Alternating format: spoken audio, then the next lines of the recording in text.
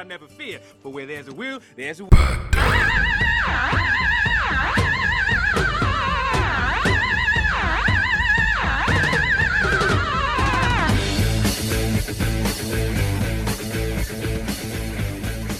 Hi, Will. Hi, Sean.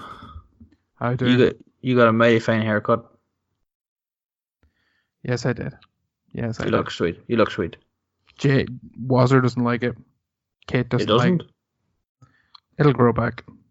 I don't know which one I'm more insulted by. Kate not liking it or Jay not liking it. He liked the quiff. Of course he would. The quiff was too much work, though.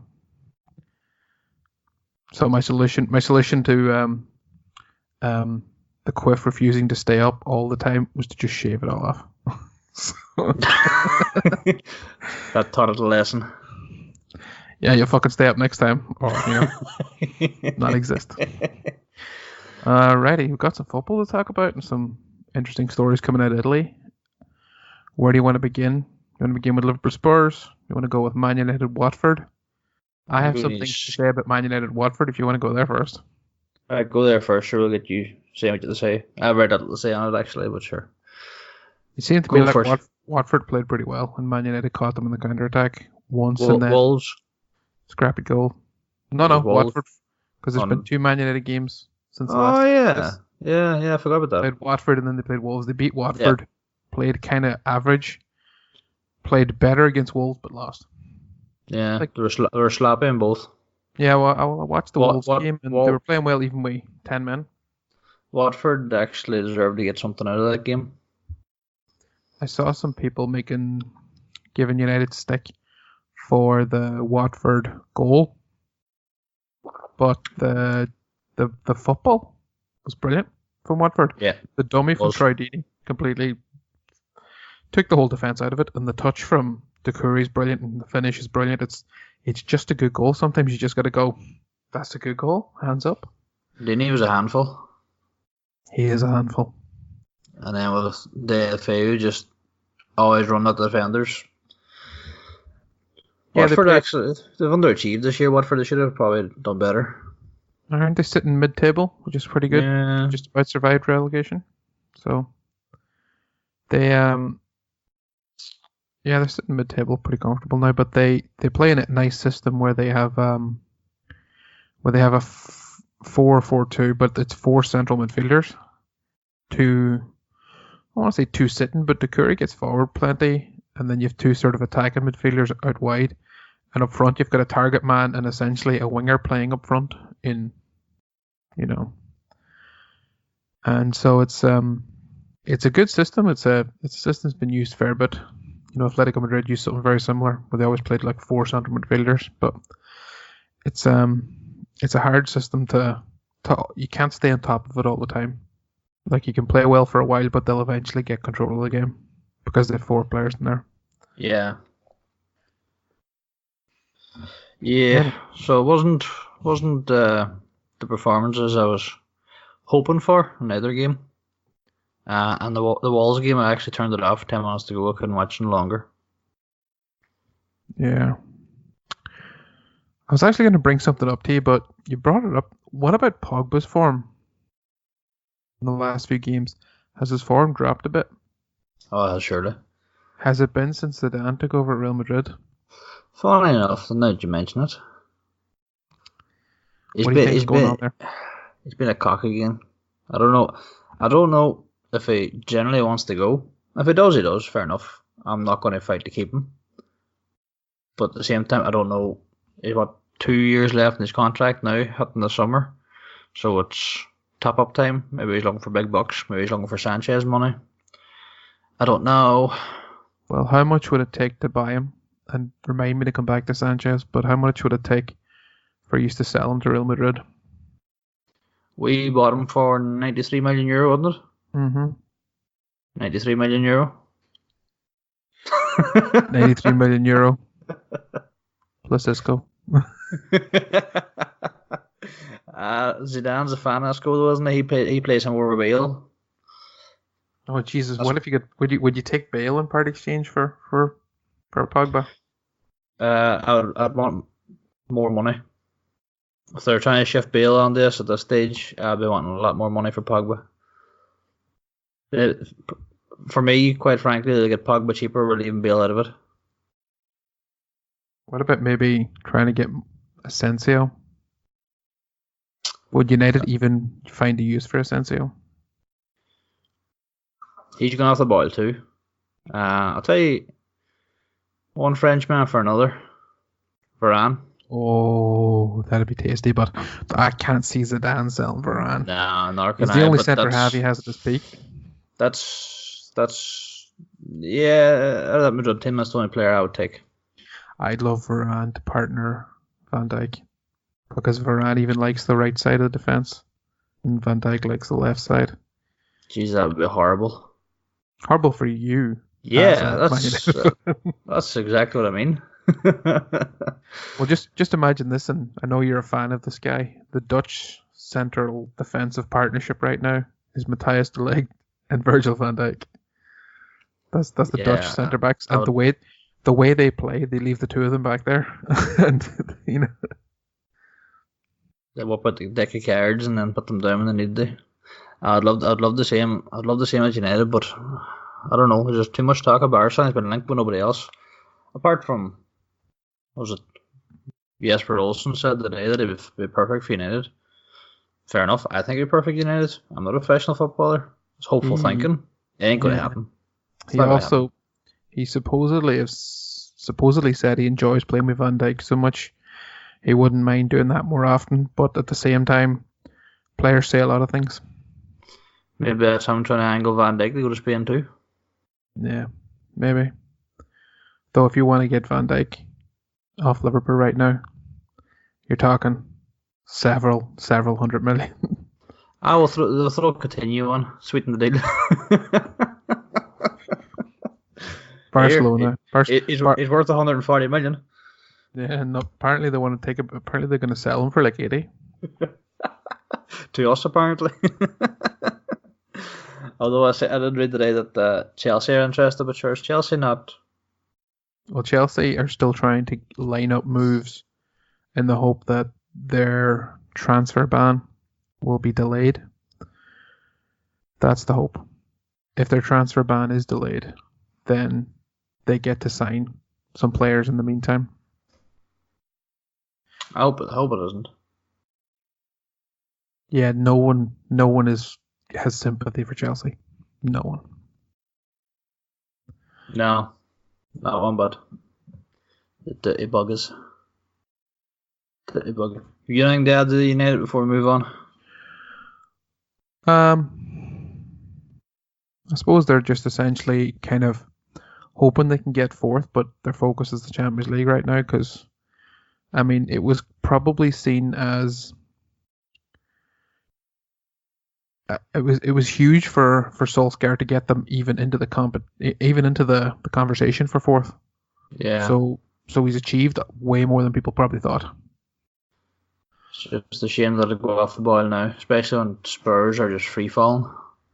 Well, funny enough, Spurs won their first game at the new stadium the other night, and I think Spurs are going to be okay. What they need is A new keeper. they need a break. They need a break. They've not enough players, and they're also having they have had bad luck too. Like this is just me probably hoping, but I think they're going to give Man City a real tough time in those games In the Champions League. and in the league. I think they're going to put it up to them because they're desperate to keep in the Champions League because they've announced this thing. And I always laugh at it because Liverpool did this at the start of the season. They announced their profits, and their profits was supposedly a world record of over 100 million. Well, now Tottenham have announced over 100 million profits, and it's even higher. And you're wondering if you can make 100 million profit, you think you could have spent 20 in a fucking midfielder to bulk up your squad a bit. But apparently that Daniel Levy $6 million a year is back down to $3 million a year. Apparently. Apparently he brought it back down. Is this like a John Delaney type move? Good old John Delaney. Fucking prick. You see all his mates I don't like. As far as I know, like Delaney like lives down Waterford or something, and he's got contacts with Limerick, and these are the people coming out to defend him. I'm like, yeah, your mates are defending you. What are we gonna have next? John Delaney's mum thinks he's right on. That'll be the next one, alright. Did you get a glimpse of tomorrow's Daily Mirror? Headline: Right. John Delaney's mum thinks he's a very, very good head of the FAI. He's a good Also, boy. did you notice that he changed positions and they said they were going to appoint a new CEO? They haven't advertised it yet. Yeah, they they're said- not going to either. They said they'd been planning this for ages. This wasn't because of the scandal over the bridging loan, because of the fact that they brought up there was a super injunction to try and stop that article going out, Yep. which they lost, and Yep. just ridiculous that they would even do this if they just talked to the paper in the first place, because they got plenty of warning the story was coming. Unless anyway- they had something to hide. Yeah, it just makes it look like there's something to hide. They turn around, John Delaney changes job role, and they go, "Oh, we were planning this anyway." They didn't. And they haven't advertised for someone to take up his old job. So if you were planning it, why isn't there someone like why isn't the advert out there? If you're planning to change roles, you would do it in March, you know. That's the right month to do it. Not conveniently right after you were exposed. Yep. Trousers down. Dodgy deal. Cap the trow down. All right, we might as Right. well talk about Liverpool and Spurs. Yes. I watched it. Yeah, it was an entertaining game. You know, if you were not a Liverpool or Spurs fan. I'm neither. I enjoyed it. I do think in the end it was harsh on Spurs. I think they deserve something from it. Maybe not to win it, but they deserve a draw. And like Dele Alli just put one past the post just before the race decided to be the race. Yeah, Spurs started the game with a back three, and Liverpool were able to sort of overload the flanks, get the fullbacks pushing way up high and causing problems. The second half, like Liverpool were good for most of the first half. Probably should have scored more than one, but Spurs are a good side. Like they've got good defenders. Mentioning that goal, what about the cross from Robertson? Well, Robertson's classic crossing. Oh Jesus! You seen Firmino just put the hand up where he wanted it. Between the two centre halves, Oh, nothing you could do. was phenomenal. Even I have to say it. The thing about that goal is you see Liverpool's front three are occupying spaces that sort of forces the right wing back to come in, forces the right sided centre back to kind of come out, and it leaves that gap between the right sided centre back and the central centre back, who's then worried about Salah and one of the midfielders coming in behind him. So it's just the fact that the front three are kind of in there as three strikers, that the three centre halves are kind of all occupied. And then you get the sort of with the fullbacks pushing up. It's like there's just a little problem with players. Like it's just they couldn't figure out who was marking who, and they end up nobody marked Firmino, and it was a brilliant cross right on his head, Yeah. back of the net. It's perfect. He hadn't much to do to put it in the net. It should be known after the Roma game last year that back threes against Liverpool are a terrible idea. And though this is what Poch started with. Well, you know, he went in. Like, I mean, when I saw a back three, I thought he must be playing a 5-4 because that would be the only way you would stop Liverpool getting chances down the wings. And let's be honest, Liverpool's three centre midfielders they're industrial strength midfielders. Like they ain't exactly silky skill players, and they're like, you know, I really obviously I love them all, you know, but Gini's been class all season, but it really is a workman-like midfield, and the most creative players in that system are the two fullbacks. And so playing a back three with with the way they tuck in to allow their fullbacks to get forward, and if you're going to leave that lots of space for them out in the fullback areas, and you know they caused endless problems in that first half, but well, not endless, because the problems, and a goal came from it. Second half, you know, they went 4-4-2 with Vertonghen going to left back and Rose going to left midfield, and Spurs were far better in the second half, the better team in the second half. You know, I just like to say though, their goal shouldn't have stood. because one, and no one ever seems to mention this, and it's really annoying. They're like, look how clever Kane is to take that quickly. And then they're like, maybe the ball was rolling and it's right in front of the ref. Like, forget the ball was rolling. He fucking dived. How does no one point this out? Like, he literally runs up in front of Henderson, kicks Henderson and falls in front of the ref and grabs the ball. And the ref's like, all right, I'll give you a free kick, Harry Kane. I'm going, like, how the fuck did you not see that was a dive? Like, he literally runs up, sticks his leg in at Henderson and throws himself to the ground. But again, this is English media. This is the coverage. It's all English based. It's the same when Rooney got away with 90% of the shit he done because he was England's golden boy. That's it. And I do believe that's the reason Kane gets away with blue murder too. Because there's a few times this season where you see him kind of losing his cool, maybe not as fucking calm and as what's that word I'm looking for? You know that word. Losing his composure. That's the word. See, you knew it. Like there was glimpses of him starting to fucking lose his shit a bit, like really pushing out, throwing elbows, that kind of shit. Yeah.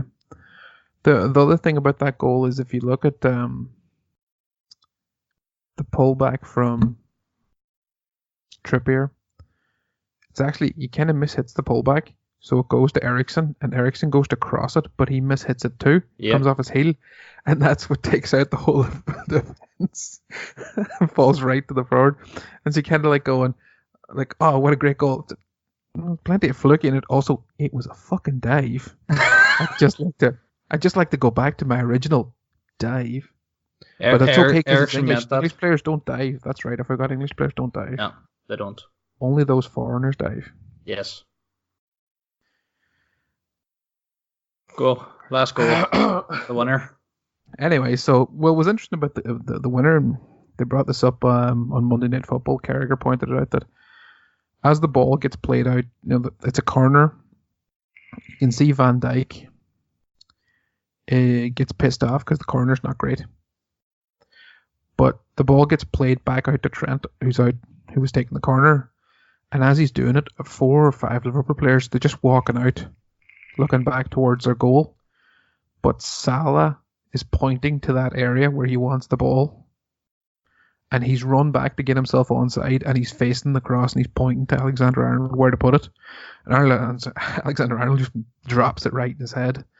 And the header could have been better. If he heads it back across goal, there's 3 Liverpool players that could head it in there or could put it in the net. But, he tries to get it past the keeper. And honestly, if it was a good header, the keeper probably saves it better.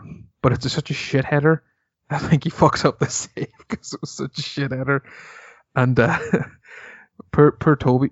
Toby's probably so confident the keeper's going to catch the ball that he runs in there just, to give his goalkeeper a hug after he catches it. And what actually happens is his goalkeeper spills it against him and he can do fuck all and it goes into the net. This is the World Cup winning captain, who I don't rate. I've said to you before, I think he's the weak link in the Spurs team. He's so overrated. He used to be good. So many flaws. I used to be good though. There was a time when I would have thought he was the best keeper in the Premiership for maybe one season. Maybe the season Leicester won the league. One season. Is that the season everybody was bad? Leicester won it. That was a bad season. Jesus Christ. Fair play to them for taking advantage of it though. Hey, that's it. It's not their fault. Jesus, Spurs. How did Spurs lose that fucking league? Anyway, really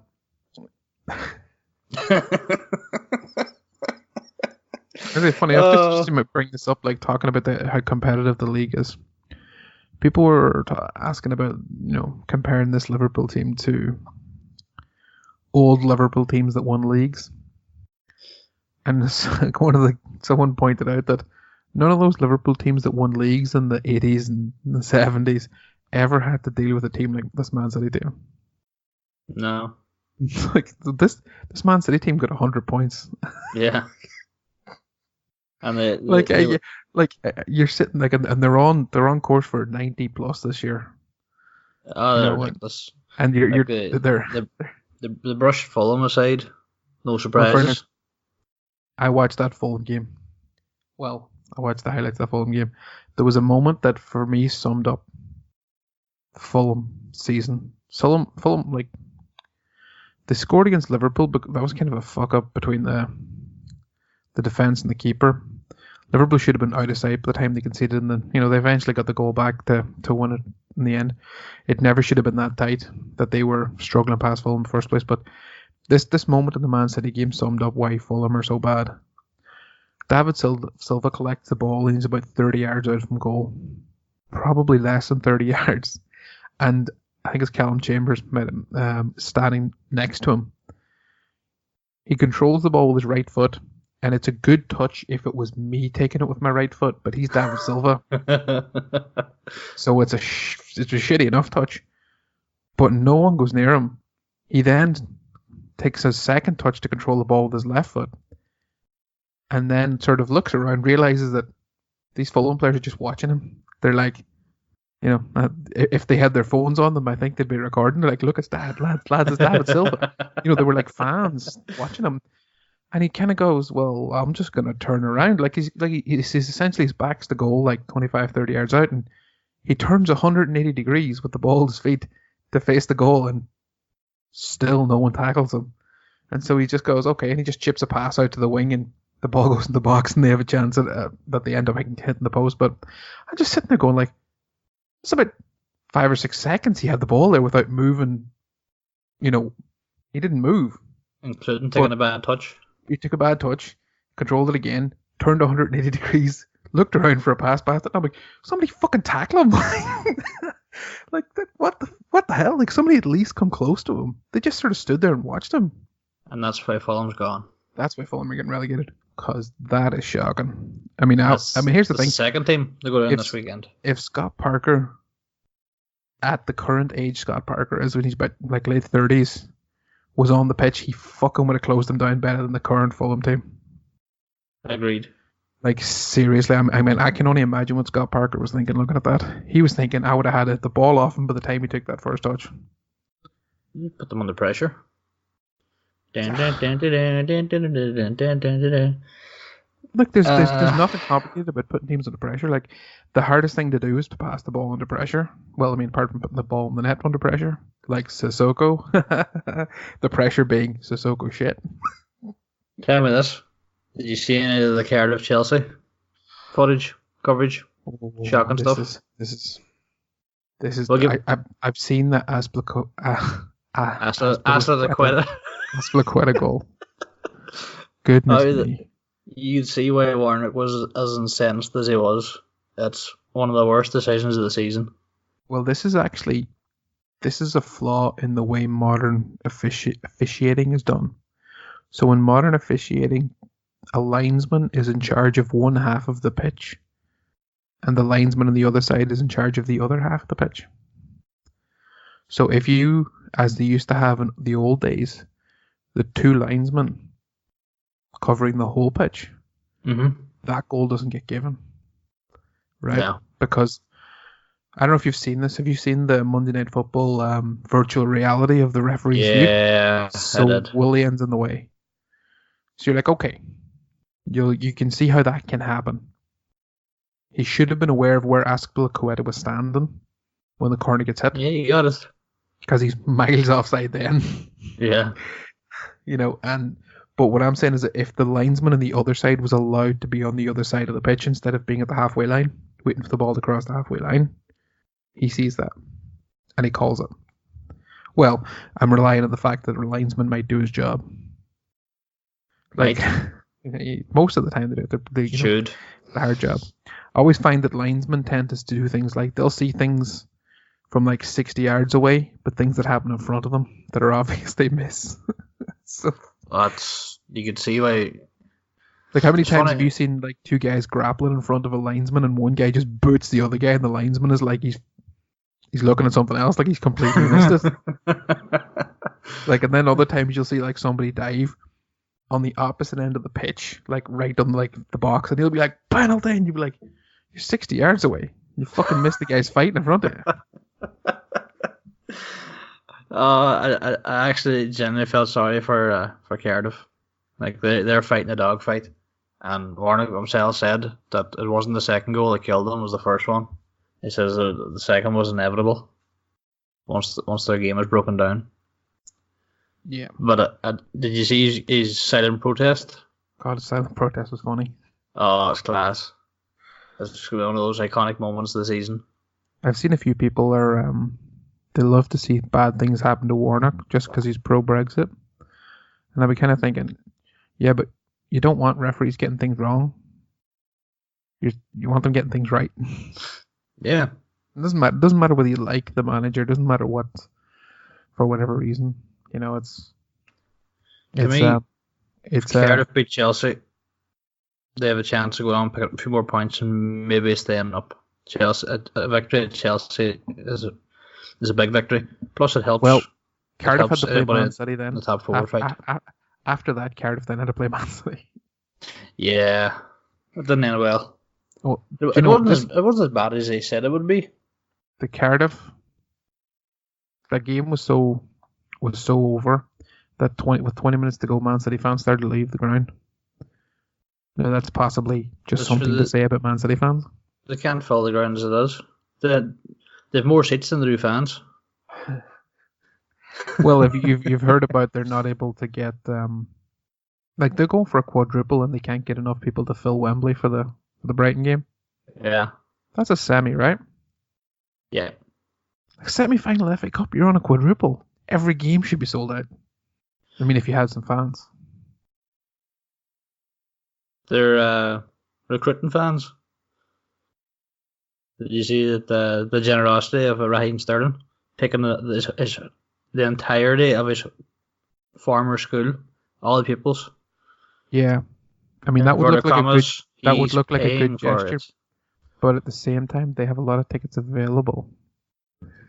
And what's the chances something was said here, lads, go and fill those fucking seats? Need some good press. Raheem, you're good at press. Off you go. Well, at the minute, sure, he's the man in the papers every day. Yeah. So, what better way? Well, we'll come back to what Raheem Sterling's in the papers about because we have something to talk about coming out of Italy. But Liverpool have Southampton tomorrow night. That's a banana skin. Did you see? It's on Sky Sports here that their manager says they are not afraid of Liverpool. The Ralph Hasenhüttl. Well, yeah, Ralph Hasenhüttl's a good coach. I wasn't attempting that. Hasenhüttl is pretty easy. Yeah, but I've never heard it before. You're the first person to say it to me, so now I know how to say it. You should be well aware of who Ralph Hasenhüttl is because he's manager of RB, or he was the coach of RB Leipzig when they got the Champions League football. I've never heard it pronounced before, so good. You could be saying it wrong, and I would know the difference. But I know he's fairly put a spring back in them. Well, if they've done this thing where they mapped out where they'd be, if they were picking up points the way they've been picking up points since he took over, he'd be mid-table, possibly top half the table. It'll be interesting to see what they'll be next year if he keeps them up. Yeah, and looking at he's got a tune out of Højveld, and he's got to be playing well. He's got he's got some young players coming through. Jan Varley, the right wing back, looks a real player. He scored a cracker against United. Did. Turned it around. Nathan Redmond's on form again too, and he's playing up front with Ings, although Ings won't be available against Liverpool. So Liverpool, although he played a back three, and so maybe if he fancies playing a back three against Liverpool's front three, that might work in Liverpool's favour. But we'll see what they do. Speaking of German football, did you see Bayern Munich? What have they done now? Their quarter-final German Cup game last night against second tier Heidenheim. That's them. They beat them 5-4. You know me and my German lower division football teams. Yes, that's why I knew you'd know this. But yeah, they beat them 5-4. Yeah, I heard it was a tough game. Second tier. with what do you Do you call know him? what they've got? Do you know what they've got coming up Lewandowski, this weekend? wasn't it? Do you know what they've got coming up this weekend? Was it Dortmund? They've got Dortmund coming up this weekend. That'll be a good game. I think they're level. The level at the top. I watched that. Could be. Oh, are you for Finn Park tomorrow night? I'll be watching Liverpool Southampton. I'm going to watch Derry City Harps. Yeah, it is Derry City, isn't it? It is. It is. Might be. I've got Sky Sports Premier League on my phone. We can watch both in Finn Park. You'll watch Just- Finn Park. Just saying. Oh man, that'll be crack.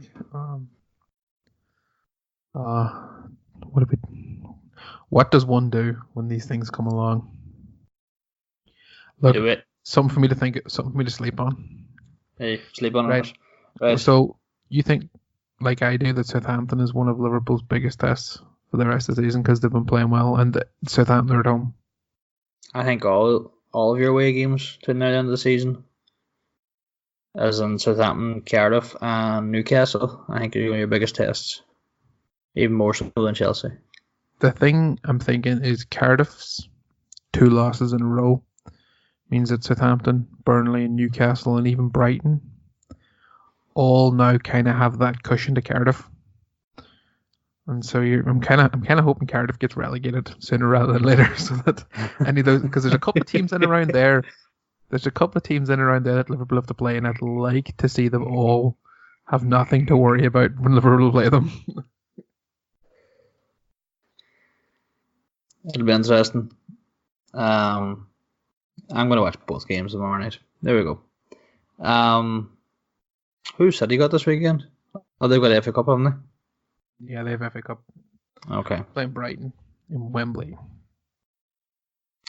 Right. I'll give them a game. They will. They'll probably have more fans there.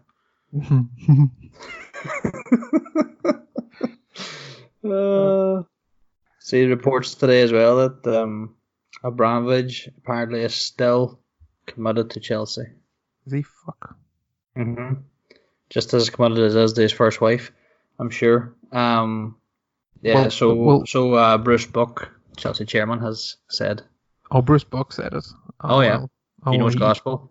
Oh yeah, he wouldn't be telling. He wouldn't ever do anything wrong or lead anyone astray or lie to anyone or I don't know, engage in illegal transfers that have given them transfer ban. Allegedly. Yeah, over 100 Allegedly. over 100 allegedly. Just bad luck. That's all it is. Bad luck. Maybe they're ticking the wrong box in the farm. You wouldn't know. I've never seen transfer farm I before. actually saw someone saying that like Premier League clubs shelled out last year 260 million in agents fees combined, Ridiculous, isn't it? and Liverpool were the top, paying 40 million in agent fees. And someone were like, "Oh my god, I can't believe Liverpool are paying so much." And I was like, "Did you see how much money they spent in players?" Yeah. More the fee, more the fucking agent fee. You know, Like- this is how she goes. Percentage based. If this is including Van Dijk's transfer last January, like that's a lot of money in the space of 6 months. It's funny. I can admit that now. I actually said to man yesterday. I laughed when I seen that Liverpool spent 75 million on Van Dijk because I thought it was too much, I know you did. and I was wrong. I know you did. I remember. Yeah. But here, I'll always admit it. You want to know something funny? When the word came out that he was going to sign in this photo of him holding a Liverpool shirt with Hoopy as old number 4 in front of his Christmas tree, this started being passed around on social media the day before it was announced. And so everyone was rather buzzing about this news. And then the word came around about the price tag. And then my brother Christopher put out a text message on the group chat I have for the brothers. You know, the Clown Cara brothers I have. Brothers Grimm, yeah. And it was like, oh great! Everyone was like, yes, this is brilliant, brilliant, brilliant. And then Christopher randomly goes, please don't be shit. So even Christopher was worried. But here, look, as far as I'm concerned, you still missed out on your free Tadic. God, you should have signed Tadic. He fucking played off the park on the Bernabeu. It's It was good. brilliant. Mm. Just I worth always liked him. mentioning. Well, you know what? The fact that people are like surprised how well Tadic has played. Do you remember when he used to play up front with Graziano Pelle at Southampton? Yeah. Like he made him look like a Premier League player when he was playing as his number 10. And for What teams everyone to apart? turn around now and go, "Oh, what's this? Who knew Tadic was a good player?" And I went, "Well, he was brilliant for Southampton for about 2 years." And See, then they don't rate him. That's the problem. But now they know who he is. well, this is Should when he- Southampton were always sitting in around 7th in the Premier League, and They were flying high for a few every years. year Liverpool were buying a player off them. Who was their best player this year? Possibly. Lovren. We'll have him. Liverpool bought 3 of them in 1 year. It was fucking ridiculous. Who did you get? You got Lovren, you took Clyde, you took Lallana. Lallana, Mane. Not all at the same time. Manny came after. Manny was Klopp's signing. Yeah, But that's this is four. this is what Rodgers did. So Rodgers, I think, got Klein, Lovren, Lallana, and are you ready for the last and final one? This is Ron Rodgers, Ricky Lambert. That's right. It was more a novelty signing, though, wasn't it? Although he had a good season. He had a good season prior. Yeah, he got 15 goals or something the year before. Yeah, no, he had a good season. He was a good player for them in the system they played, and he was replaced with Graziano Pelle, I think. But he was bought to be a kind of a different sort of striker, a plan B. Like Robbie Because Keane. Liverpool. Yeah, so it was like he was bought to be a target man kind of thing, but also he had the technical ability to play in the system. The problem is Liverpool sold Suarez and didn't get a replacement. So the first choice striker was now Sturridge, and he was injured the whole season. So then Ricky Lambert had to play more. Like Lambert was supposed to be, I think, kind of like a super sub. Was Lambert signed the same time as Balotelli? Yeah. Balotelli, that was a bad one. Yeah, it was. Lots of bad decisions. But anyway, look, like I said, Manny came after that, and then Van Dijk was the last one. And, at that stage, I would have thought the loyalty card was full and the Tadic would have came for free. No, you need to buy 7 to get the 8th free. That's how the works on Costa and stuff like that. Who else would they bought? Was it just luck that they didn't have one more player that they wanted to buy? Judging on the keepers he's had this past few years, Forrester wouldn't have been a bad shout. Would not have been a bad shout. Absolutely not. Right, moving on. What else we got? Well, we've covered Liverpool Spurs. We've covered Southampton's coming up. Did you see Wolves did a good bit of business today? Do you know before we go off Southampton, I'm going to be saying a few prayers for the Liverpool Southampton game.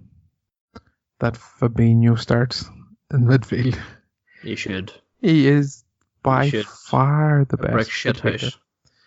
Forget brick shithouse. Even his ability on the ball is just better. Like it's not massively different, but it's like every little bit helps. His crossfield passes generally go to the right player. That's quote that's Tesco. always a good thing. Yeah, quote Tesco. Because I'm sure that's there. Tesco finest, believe that the best conversations deserve the best food. I don't know what podcast you were listening to today. You know what? Anyone listening to this who knows who Eamon Dunphy is, check out Eamon Dunphy's The Stand podcast. I was never a fan of him until I started listening to it. It's surprisingly good. It is good. I'm a regular listener myself. Wolves. Did you see they made Raul Jimenez? Yeah. Good signing. Good. Well, yeah, is it one of those things where, like, now that he's perfect for what they want because he's not just a target man, he's a hard-working target man. Yeah. He helps. He's got a lot of assists as well as a few goals, and he causes problems with his size and his just his hard work. And I told you this about the start of the season about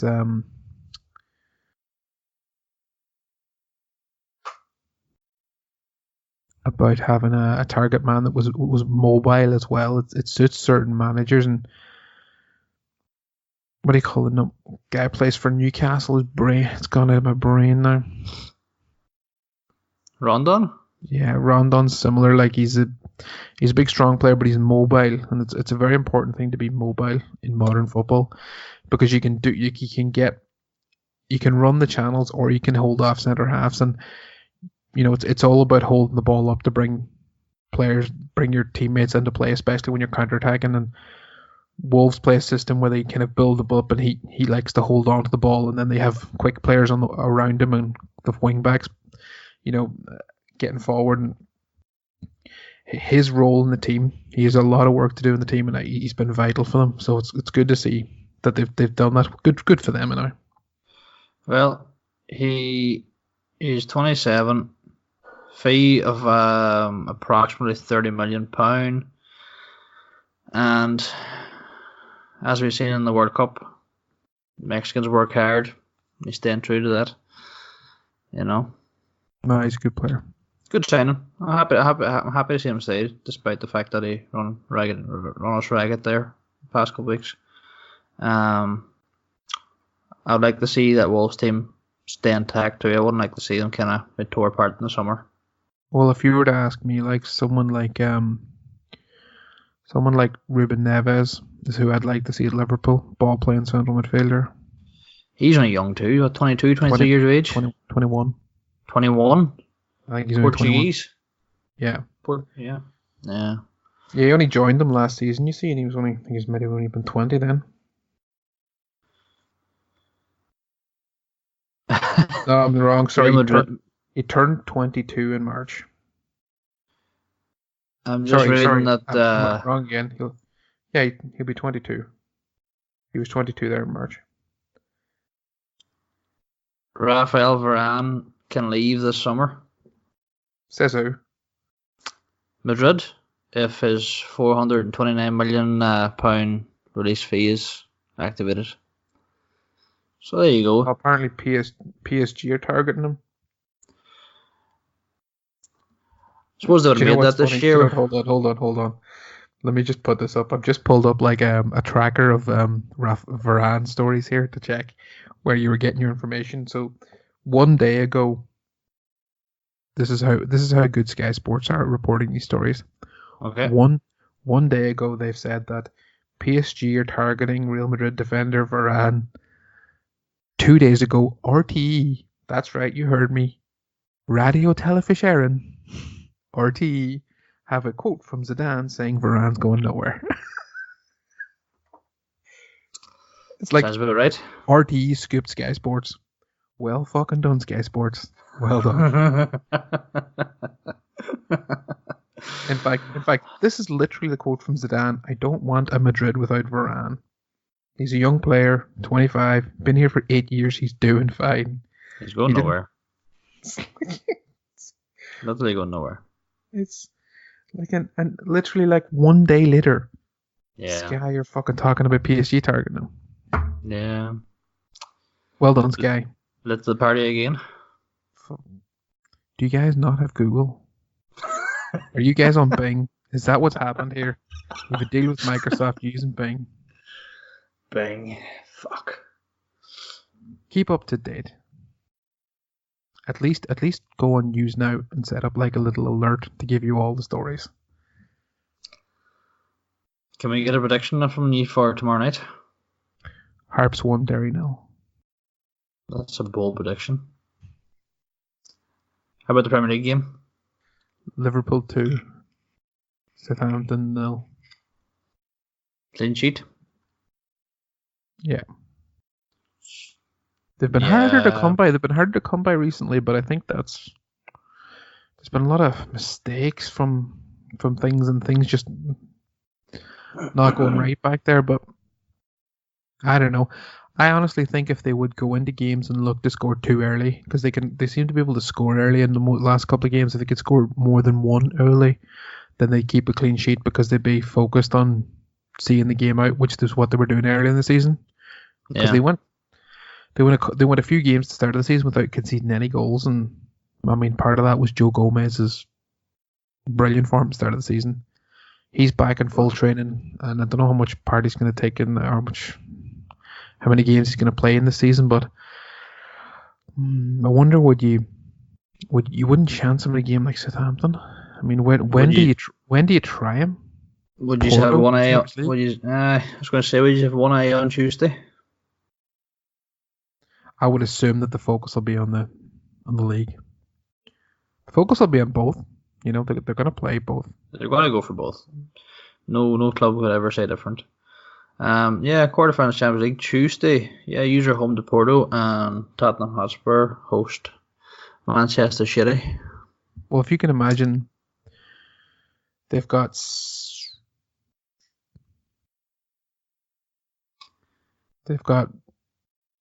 City play this week. City play Saturday too. Yeah. They've got 5 games after Friday, I think, left in the league, and they've got 4 games to get to a Champions League final.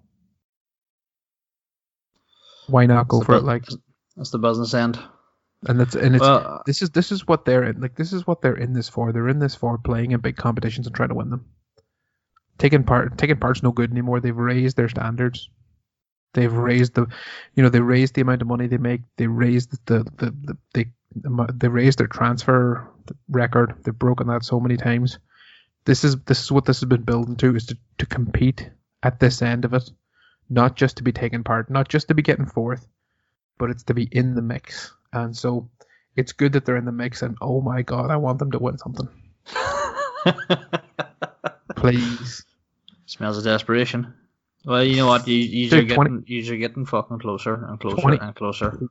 29 years, of course, I'm fucking desperate. I'm old enough to remember the last one. I wasn't even born the last one happened. Wait, yes, you were. Right, so I'm guessing the last one happened in 1990, and I know you were born in the 80s. You lie. What year were you born? 85. I knew you weren't nearly as old as me. Right, you're gonna watch. You're obviously gonna watch the pool on Tuesday night. I'll watch the Spurs game. Cool. Well, a bit of diversity. And then speaking of diversity, Wednesday we're going to move on to talk about Moise Kean, the incident that happened with him against Calgary. Yeah, well, they play Ajax on Wednesday night, Champions League. Talk us through it. What happened in Calgary? So, there's a problem in Italy with ultras chanting monkey chants at black players. And they were doing it to a few different Juventus players. Matuidi got a bit. Kean was getting it most of the nights, and then Kean scored. And he stood on the pitch, but in front of the Calgary fans, and he put his arms out in kind of like Jesus pose, and he just sort of stood there. And they went full blooded at him. It was disgraceful from the fans in the first place, but Bonucci after the game said that it was maybe 50-50 because he shouldn't have been celebrating. But he doesn't condone what the other guy's side did, but he thinks that Kean shouldn't be celebrating in front of the fans. This is bullshit, and Bonucci's wrote back on it. Yeah. He's gone back on this and said like it's not what he meant, but it's how many players celebrates in front of the other fans? Oh, 100%. Look, let's bring it up. Our favorite celebration from the World Cup, Shaqiri's celebration.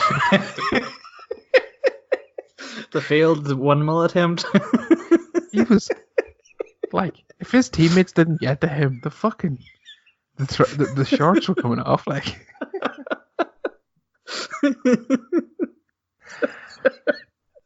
oh Jesus! Have you ever seen Mike Bassett, England manager? Yes. Do you remember the guy Tonka scores the goal against Argentina at the end? He literally strips naked. Do you remember that? Yeah. That's an old film. That's what it looked like to me. We're playing 4-4-2. England will be playing. Yeah, that's a cracker of a film. There's so many funny little bits making fun of football in there, but the Shaqiri running to the fans, but he did the little eagle symbol with his hands too. That's right. So there was a touch of controversy. Bit of political messaging. Also, he tried to strip on the pitch in front of the fans. He probably got more trouble with the political message than was going to be his butt ass naked. God, he was so close to being pulled out. Because he's one of those guys who's like, you know, he's got that physique that he has, but he pulls his shorts way down low, so you can kind of see the little, like, you know, the little V just there, kind of like at the hips. But like, I mean, he was a couple of inches, like you said, from the windmill. And it's a far more, not just political, but a far more aggressive celebration than him. Even if it's to his own fans, the fact that he did the eagle and everything, and he would, you know, he did the Albanian eagle, and he had the Albanian flag on his boots, and he was giving it to fucking Serbia, like he was really sticking it to them. But the fantastic goal too. Was. The thing is, Keane didn't do a whole lot wrong. He just stood there and put his arms out. He didn't even put his hands to his ears. He just stood there with his hands out. Just, you know, look at me. I am fucking good. And I'm only a kid. Yeah, it's just one of those, you know, they're giving him guff. Did he entice them? They're going to give him more guff. As you say, but it wasn't just they shouldn't have done it in the first place. But it was the monkey chance like earlier in the game. And then he did that, and then they went ballistic. But the Cagliari owner was like, oh, this would have happened if, you know, Bernardeschi would have scored. And it's like, well, no, they wouldn't have done the monkey chance at Bernardeschi. No. Bernardeschi. And people keep talking about this as if this is like an example of like the divisions in society, and there's all these far right people, and they're the problem. And no, the problem is that in some countries things are shit, and the way the politicians keep in power is they divide people up into little groups, and they say, oh, it's that group's fault over there, but vote for us because we're sound. And then the other side says, no, it's that group over there, you know, but vote for us because we're sound. And then everybody falls out with each other, and what happens is like the average person who's like been split away from the other average person who looks slightly different to them suddenly finds, oh, look, the other people that I'm allowed to talk to. Oh, what's that? You're a racist? Oh, should I be a racist too? Do you remember Father Ted? Oh, should yes. we all be racist now, Father? Do you remember the farmer? What's the church's official line? Like people look to their leaders for fucking answers, and what we get right now is people going, no, just shut up and do what you're told. You know, don't ask questions. Shut up and do what you're told. But definitely, you know, it's their fault over there. You know, instead of trying to be, we're all in this together or anything like that. And a big problem in Italy is, you know, there's kind of a cultural thing where racism's not seen as a big deal, but also apparently ultras have deals with the club owners in Italy to make sure that they get tickets. And they even ticket touts get a handful of tickets and sell them to the ultras, even if the ultras are banned from getting tickets. Because, like in England, so say for example, Birmingham had that guy run onto the pitch and attack Jack Grealish. Yes. Well, everyone knows that if you do that, you get in trouble. Your club gets in trouble. Yeah, like, you're in jail. No, but not only does he get in jail, but Birmingham gets a fine. Yes. In Italy, it's the same thing. You're responsible for your fans. So the ultras basically have gone to the club and go, if we cause trouble, you get, you get a ban. So you better be nice to us, or we'll cause trouble.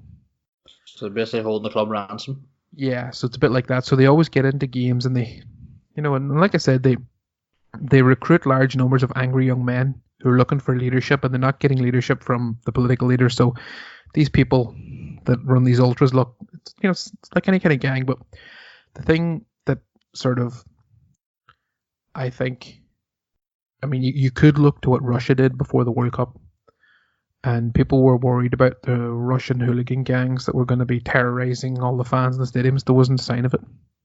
Yeah. And the reason for that is basically the word went down to the military and the police that they were going to be banned from the stadiums about a year out from the World Cup. And it meant that there was some empty, you know, there was some very half-empty grounds of some league games in Russia for a while.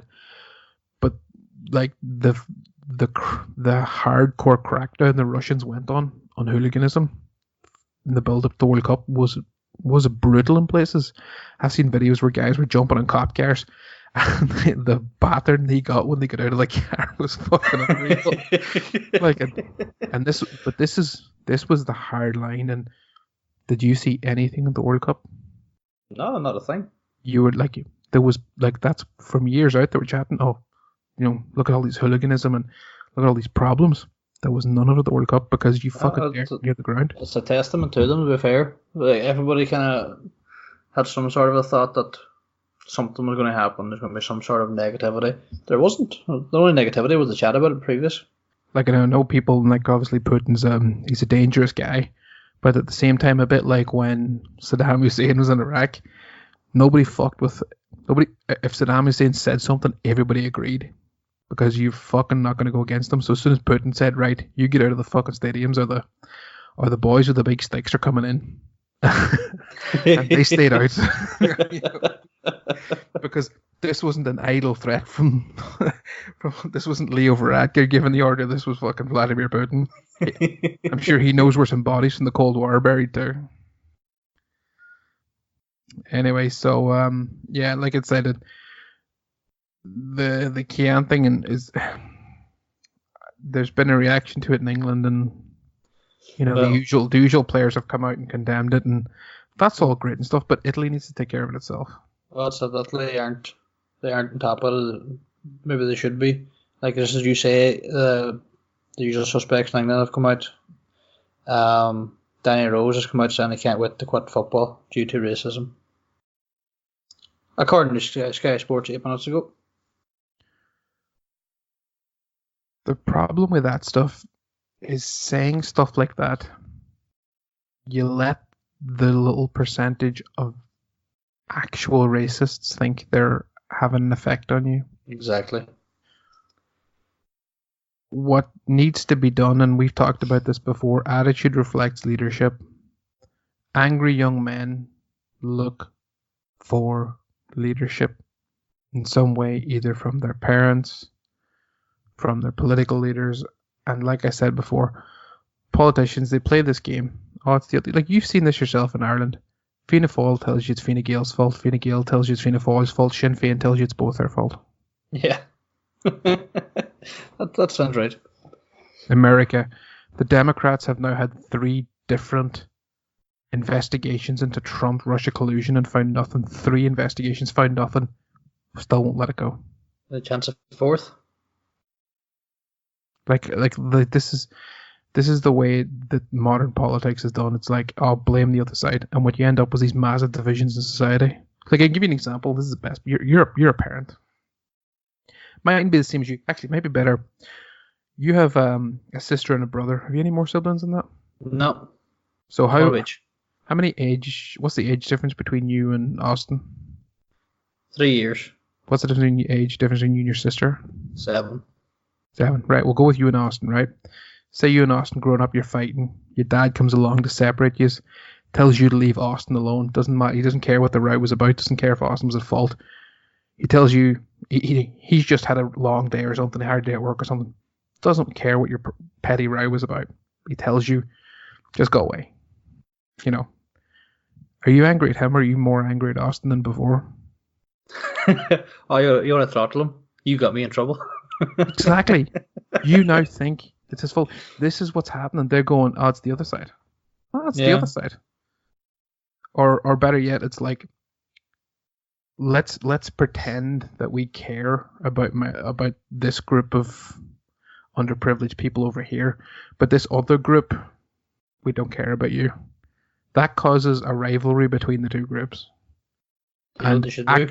Actual bad people prey on that. You know what they should do? Appoint me leaders of the world. We'll call that Plan B. Did you ever see the film Anchorman? Yeah. Brick, where'd you get the grenade? I don't know. Scrap. They want to get them all just to fucking go at it. Brick killed him with a trident. Man, that escalated quick. That escalated quickly. That escalated quickly because we started about something that happened during a Juventus game, and then we ended up chatting about politics in general. Geopolitical crime in the world. Right, I think we should wrap it up on the final note that I want your thoughts on is United's game on Wednesday, Barcelona. Home or away for United? Old Trafford.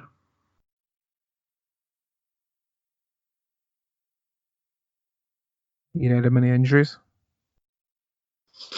No, we're kind of coming out of it. Is Herrera available? He is.